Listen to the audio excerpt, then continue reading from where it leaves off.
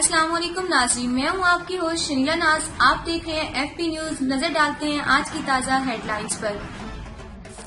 Chakwal Talagang road پر بلکسر کے قریب oil سے بھرا ٹینکر اچانک بریک فیل ہونے کی وجہ سے مدرسہ زینبیہ کی دیوار سے ٹکرا گیا۔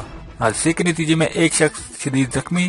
حادثے کی اطلاع ملتے ہی چکوال سے ریسکیو 1122 کی امدادی ٹیمیں جائے حادثہ پر پہنچ کر امدادی کام شروع کر دیا۔ آئل ٹینکر میں 48,000 لیٹر پیٹرول موجود تھا۔ آئل ٹینکر تلگنگ سے پشاور جا رہا تھا کہ راستے میں حادثے کا شکار ہوا۔ اگلی خبر سے آپ کو آگاہ کرتے چلیں کہ چکوال پاکستان تحریک انصاف کی رکن قومی اسمبلی محترمہ فوزیہ بیرم کی press conference. F B news سے بات کرتے ہوئے ان کا کہنا تھا کہ ان کی مصروفیت ہے، میری یہ آپ سے درخواست ہے کہ ان سے بھی بات کروں گی 100 ڈیز پر۔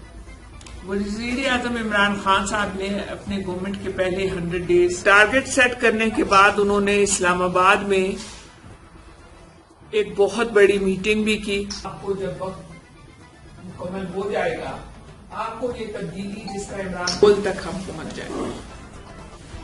میں نے ذاتی دلچسپی لے کے اپنے حصے کا کام مکمل گزار میں نے تقریباً سارے مسائل کر دیے۔ چکوال شہر میں رش بہت زیادہ ہے، بننا بہت مشکل ہے، اور میں نے رنگ روڈ کا منصوبہ وزیر اعظم کے مزید پریس کانفرنس میں انہوں نے کہا کہ ہم نے عمران خان کے ویژن کو پر کام جاری رکھنے کا عزم کر رکھا ہے۔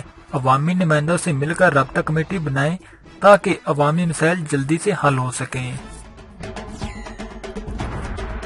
اگلی خبر سے آپ کو آگاہ کرتے چلیں کہ جیلم ڈپٹی کمشنر جیلم نے آج صبح جیلم شہر کے مختلف ذبح خانوں کا اچانک دورہ کیا اور ویٹرنری ڈاکٹر اور سینٹری کے عملے کی جانچ پڑتال کی۔ ڈپٹی کمشنر نے لائف سٹاک اور میونسپل کمیٹی کے افسران سے بھی ملاقات کی۔ جانوروں کو ذبح کرنے کے دوران ڈاکٹروں سمیت صفائی اور موجودگی کے لیے مؤثر اقدامات کا جائزہ لیا گیا۔ اگلی خبر سے آپ کو آگاہ کرتے چلیں کہ محکمہ صحت کے لیے ایک بہت بڑی خوشخبری۔ محکمہ صحت کے کانٹریکٹ ملازمین کو مستقل کر دیا گیا، باقاعدہ نوٹیفیکیشن جاری۔